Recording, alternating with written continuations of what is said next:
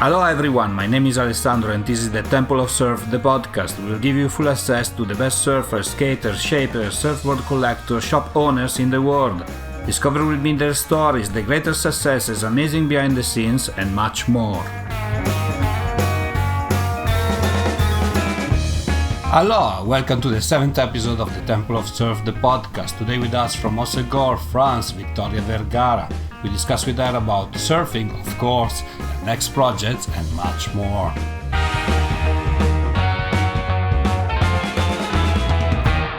Hi Victoria, and welcome to the show. Where are you today? Hi, thank you. So right now I'm in Hossegor in France. How is it going over there? I heard that France is in lockdown. How is it in Hossegor? People are in lockdown, or you can sneak out and go to surf? How is it going?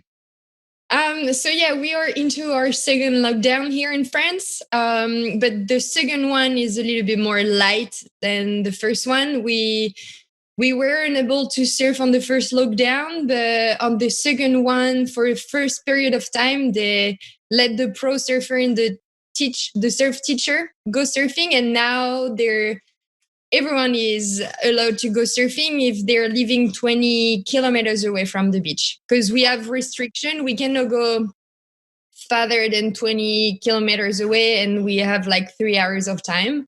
So it's nice, and I'm lucky to live literally on the beach, so I can just go surf from home. But right now it's stormy and we have big lighting and we have some snow. So I haven't surfed in a week, and we still have another week of storm. So Winter is here. Yes, definitely. So today we're going to talk about your travels, surfboards. But the first question that I have for you is, in your opinion, what is the most important thing in surfing?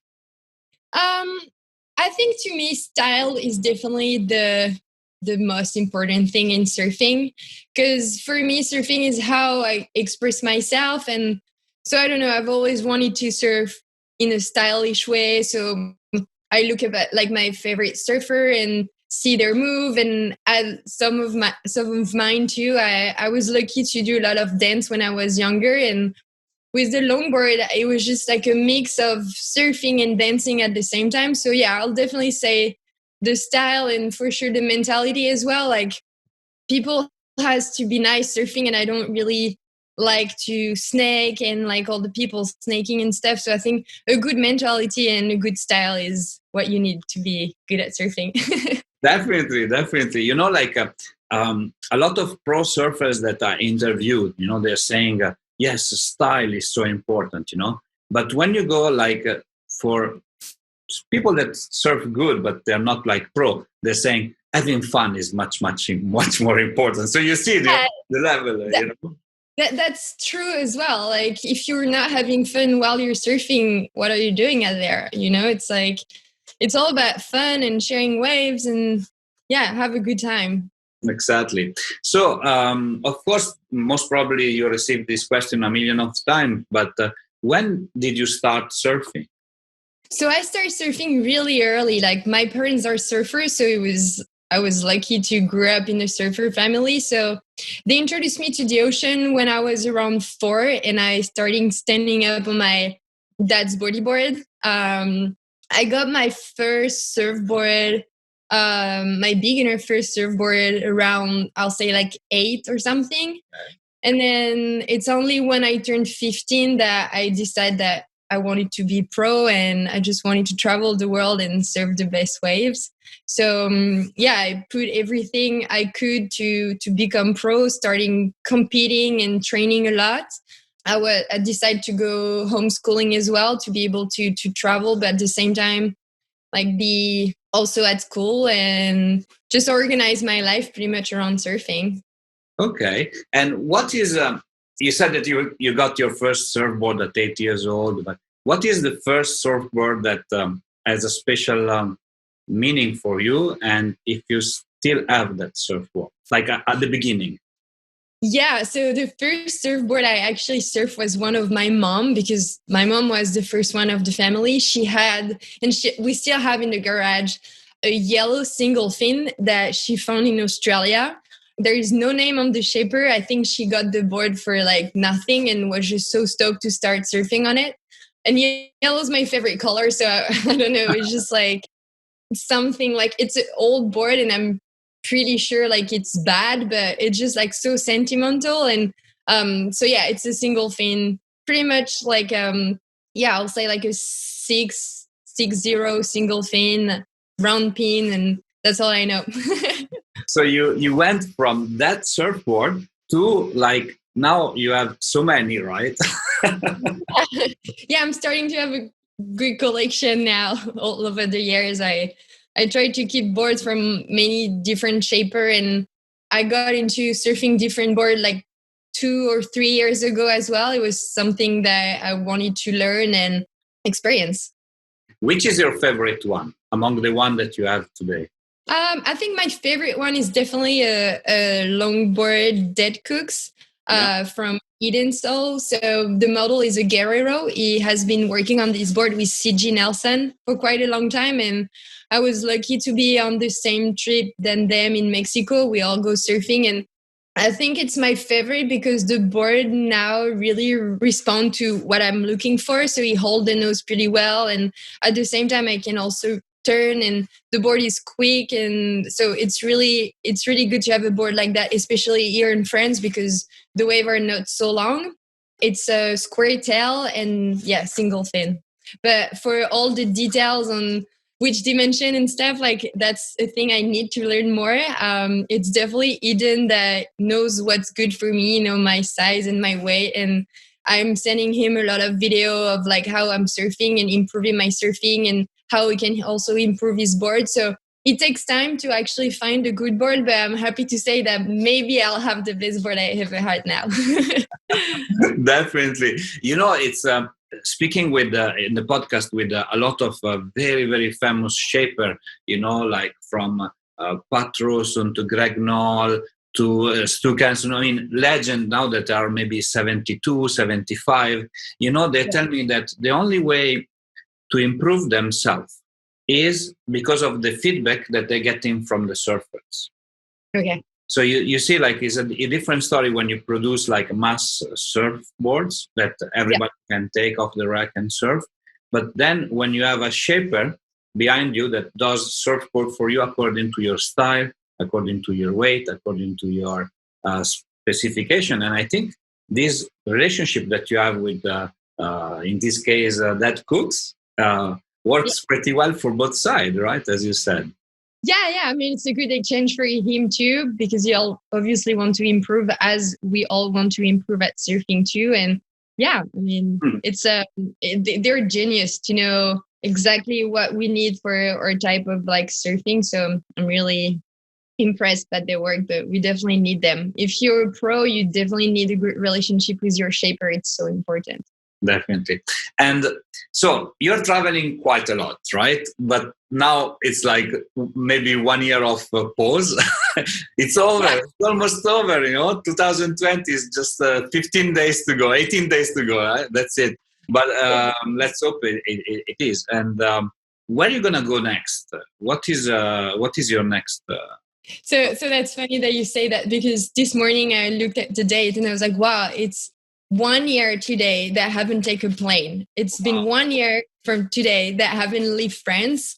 So I was hoping to go to Amsterdam and then go to Hawaii by the end of the year, but because we're back into lockdown, I haven't moved. So for finally, after 6 years, I'm going back to Réunion Island where I grew up. So I'm really, really stoked. My boyfriend gonna surprise me for Christmas with tickets to Réunion. So I'm so stoked and I just can't wait to be there. We're leaving early January for entire months, and things over there are getting better with the sharks. Not that there is less shark, but they have security now on couple spots. Okay. So we will surf safely, and I'll also buy some system that you have to put on the board that like sending some vibration to fish and shark to not come close. So we'll feel safe, and I'm just so excited to go there. I once tried to buy a wetsuit that they call it anti-shark wetsuit, but it's done on stripes, and the first time that I tried, I went to the sea, and there was one guy that told me, "You look like a F zebra," and then I was so, and then I was so disappointed that I never wore it again. You know. Yeah, that's so true. Like I know that the jersey that they're giving to the people who, because you have to register to go surfing on spots where they have security, but they have you wear a jersey with zebra jersey, because I guess that's the like color that scares sharks. So yeah, maybe I'll wear whatever. I don't care about my style anymore of like clothes and bikini to go surf out there. I'd rather be safe than pretty. of course. So if you had to choose about between all your surf trips, which one was like the most memorable one?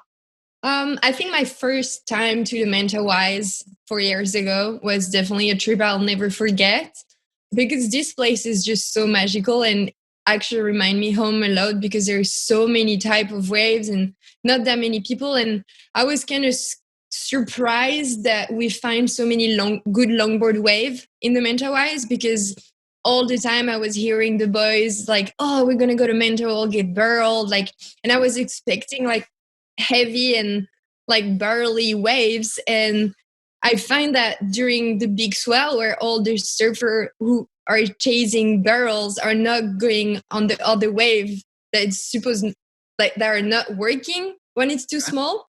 And those waves are insane for longboarding. I had this left, like it's so long and perfect with like couple sections. And it wasn't that small either. It was just perfect for longboarding. So I was really surprised about this trip. And it was my first time in Indonesia as well. So I had the chance to meet the culture and meet the local people. A shaman came and like, it was just magical. And yeah, I think it was definitely one of my best surf trip ever.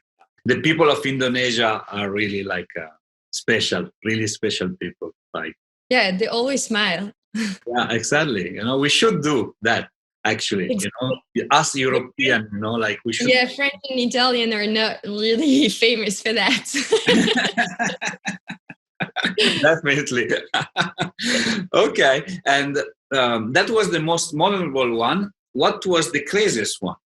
The craziest one was either Japan or China. Yeah, because when you go to China for the World Championship, like you don't know what to expect. There is no footage of China surfing pretty much on the internet.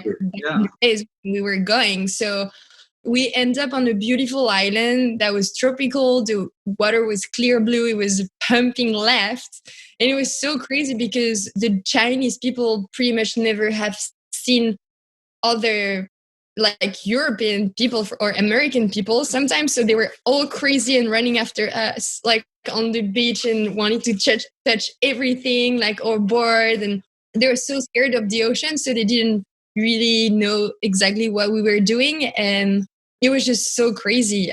We were surfing some wave that probably no one has surfed before too, like in front of the hotel, like a little mushy wave that you don't go there for surfing. So we were just out there in the hotel and we were like, oh, well, there is a wave. We should try it out. And all the competitors were just trying this wave. And it was just magical because I'm not from the first generation of surfer, obviously. And I always wanted to surf a place that no one has surfed before. Yeah. And this day, I was with Cassia Mirador at this time, and I don't remember, maybe Jen Smith was there too. We were there for a shooting for Roxy in between the contest, and we literally saw this wave outside of the car driving by, and we're like, okay, we have to stop. And the guide was like, oh, we cannot really surf there. And like, okay, let us prove you wrong. And so we surfed there for the first time, and I think we're maybe the first surfer to surf out there. So that was pretty crazy. Amazing, fantastic. And what about Japan? It was crazy as well. Japan is so crazy because at the inverse of China, Japan has a really strong surf culture. Right. And I felt like everyone knew who I was when I was surfing there. And I was just so crazy because it was my first time. And I was just like, wow, you guys are so into surf culture. That's so cool. And they know everything about the surfboard, the wetsuit, like the contest, like everything. And that was just a crazy experience to yeah, just be in Japan and have one day in Tokyo and the next day going to Amami Island and surf at there. And same thing than China too. Like in this little island, I think it's 2 hours flight from Tokyo. No one really surf out there beside the guide and like some people from resorts and stuff. But it was just, I don't know, like some extraordinary memory. Yeah, and I guess for the Japanese crowd, you were a rock star, right? If they knew Yeah, no, about you. it's I'm so honored and like thankful for all my fans in Tokyo and Japan, because I seriously was on the beach and it was like, oh, Victoria, hi, Victoria, how are you? So nice, so shy, and someone has like gift with like a little teddy bear with my name on it. Like Oh my it God. was so crazy. Yeah. Amazing story, like very Yeah. fun. Yeah, definitely. Cool. Yeah, like surfing in China could be like really opening up a whole world. Like we don't know anything about China, so anyway, except the Chinese people. So maybe there are so many waves that nobody surfed before, and so I'm that's sure. I'm sure. a great experience. So let's talk about a little bit about Hossegor. So you're from Hossegor, right? So Yeah, well, I'm from a little bit everywhere, which is so where are funny. you from? Like I was born in La Rochelle, so it's a city up north of Hossegor. But then when I turned 10 years old, my parents moved to New Caledonia. Okay. And then when I was 13, I moved to Réunion until like pretty much my 19, 20. And then I moved here to Hossegor. So it's been 5 years I'm here. Okay. So, but let's talk about Hossegor. Let's talk about Hossegor. And there was this news in the middle of April that there's not going to be the European tour of the WSL championship, and everybody was like, "There is no more like the Hossegor event." It was like everybody wanted to go there, right? From Europe, from European surfer. How people there live this news, and there's going to be something instead. Do you know anything about it?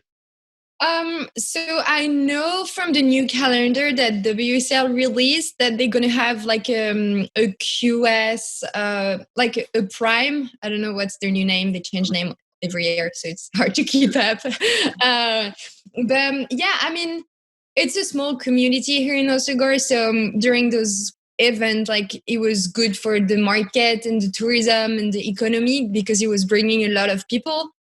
And I think like because Jeremy won the last one, like people are like, okay, it's fine. Like Jeremy has the last one. So we're okay with that. Like that's a good way to end it. So that's like what my friend and I are like pretty much thinking. But yeah, I think people are sad, and obviously it was good for France and to have like one of these step in the world tour, because it's mostly like the United States of and Australia.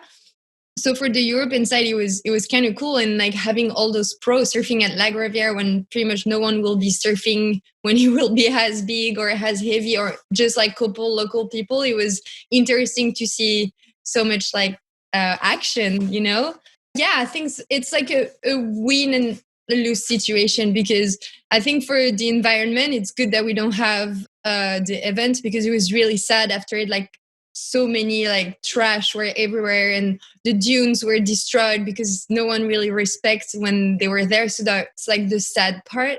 But yeah, I mean, we never know as well with the WSL. Maybe one day the pro France will be back, and we don't know what's the future is gonna happen. So we'll see.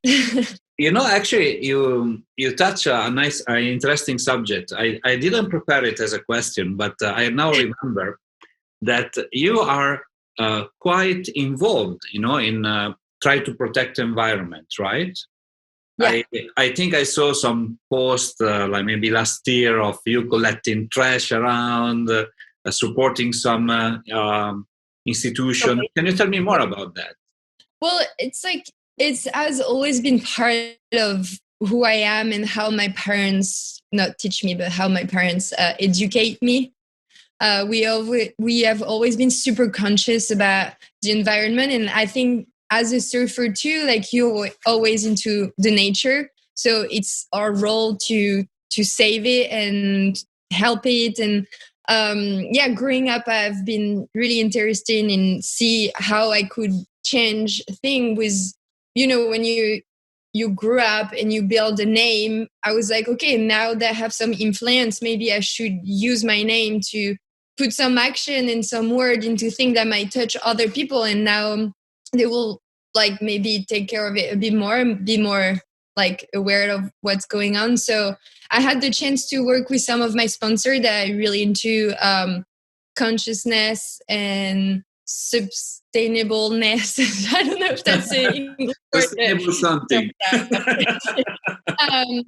Yeah, and so I don't know. It's just like my values, and I wish I could do more. And this year I wanted to do more. Like I had the chance last year to go to some humanitarian action. So it's not only about the environment; it's like a global thing. So we went to some refugee camp to build them a school, and we did the same in Costa Rica. And I'm trying to organize with Surfrider Foundation like couple beach cleanup when we can, and when we are allowed to be a group of people as well. So that was what was planned for this summer. But yeah, I'm in my like just my small parts. Every time I'm going surfing, I'm picking up trash, and I'm realizing growing up that there is more and more trash, and this is like crazy and scary too. And I don't want, if one day I have kids, for them to grow up in the world that's gross and pollute. So I don't know. I think it's our role too, as surfer to defend the nature. Yeah, in effect, it's a responsibility that the whole industry of surfing must have, because if you think about, for instance, the wetsuit and the material that wetsuit are done, the surf wax and the material that even the surfboard, when they snap and the little plastic goes into the ocean, right?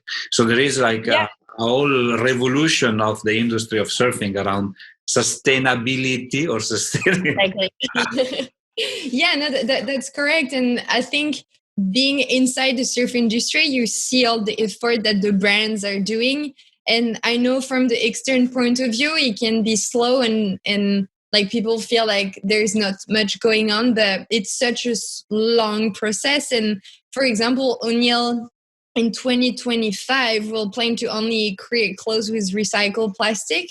So I'm really proud of them for the action. They already have some collection named the Blue Collection that's only clothes made out of recycled plastic. And I think they're trying to do the same with wetsuit, and same for reef. Like they've been doing like vegan reef boots, and you try to use plastic and do some commercial about it, and try to bring awareness into people's mind.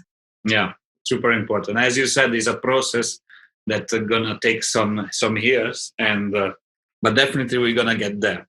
Yeah, and change the mentality too. I think it's something that will take even longer. Oh yes, yeah, of course. I actually have a funny story about it. So during my first trip to the Mentawais, the young boat driver was smoking cigarette, and then he threw his cigarette butt out of the boat, and I jumped to pick it up and bring it back to the boat, and he was like, he didn't understand. He was like, why are you doing that? And I was in a simple way explaining him that his cigarette butt will be eaten by the fish that he and his family is going to be eating. And I was like, you don't want your kids to eat that, or you don't want you to eat the cigarette butt that you just throw. And for him, it was just like a big revelation. Like he had no clue, and that it's happening this way. Yeah. And so I was like, such a proud moment. I was like, oh, cool. Now tell all your friends, like save it and then put it away, not into the ocean. So yeah, I think it's a long process for everyone, but I'm happy and keep some faith on the change for good. Definitely. Cigarette butts are like really like one of the worst problems, right?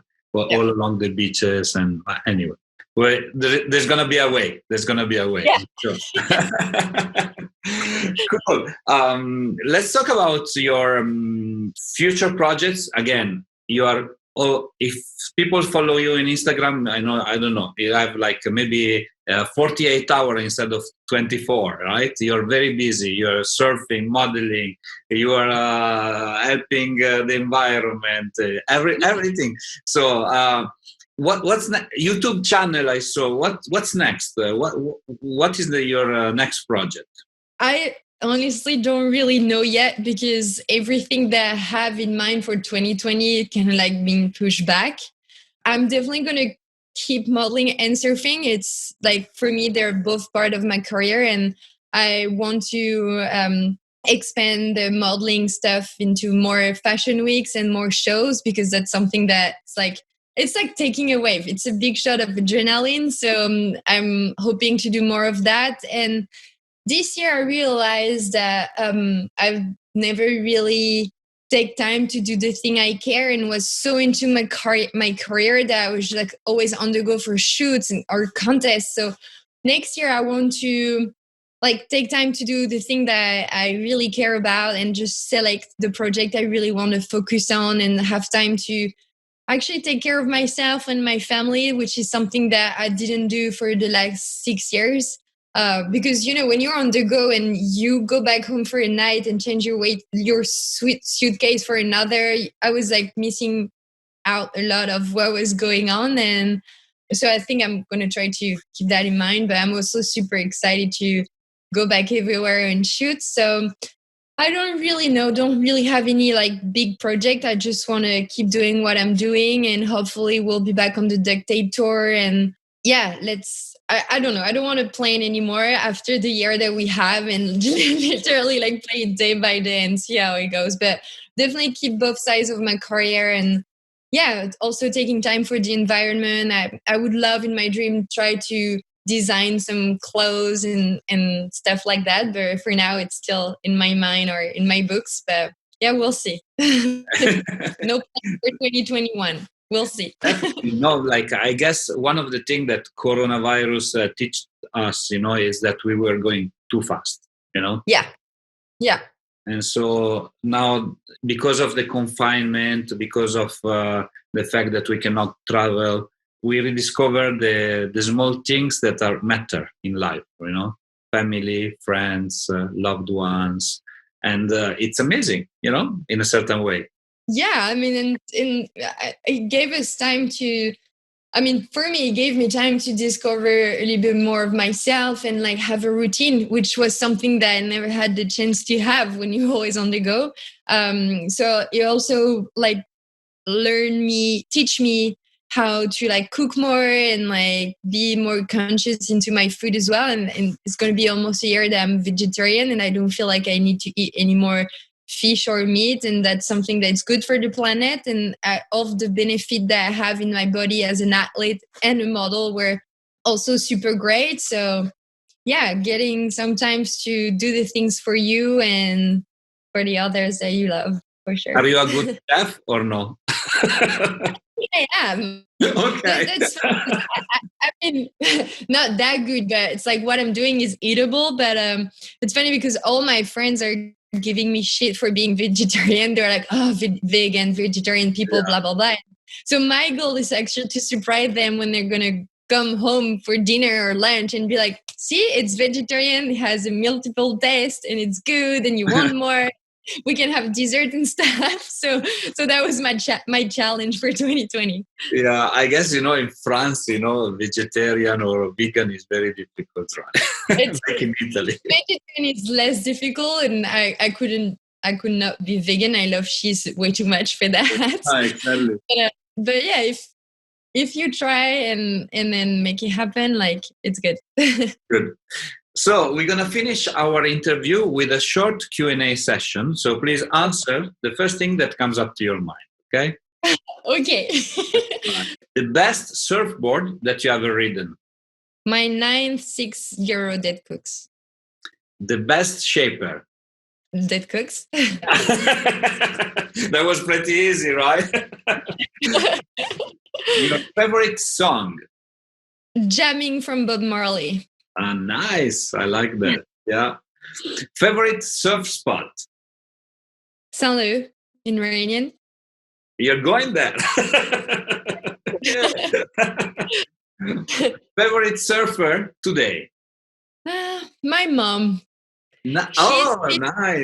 Okay. She's 55 and she still surf more than me sometimes, and she's just so stoked to be in the water, and will definitely be my hero forever.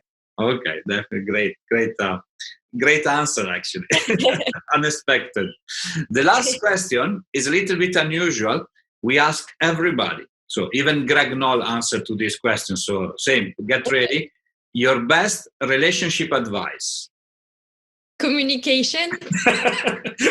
Why you were laughing thinking about it? Because I was so surprised by the question. I was like, relationship with my surfboard or with my boyfriend, family. No, I mean, communication for me is key. Like if something's good happen, tell the people that it's good. And if something bother you, tell them too, because they won't guess for you. And sometimes you'll have perception that they won't have or didn't want it to give you. And so, yeah, I think a good communication is key. Yeah, definitely. And it applies to everything. It applies to a romantic relationship or friendship or even family, right? If you communicate, then you clear your expectation and the other party, it's easier, right? Yeah, and even in business too. I mean, if there's something that bothers you and you have to tell it. And if you're stuck about something, say it too. Exactly, definitely. Thanks a lot, Victoria, for being on the show with me today. And I look forward to talk to you very soon. Of course. Thank you so much for having me. I had such a great time, and thanks for the opportunity, and hopefully I'll see you in the water. Ciao. Bye-bye. Merci.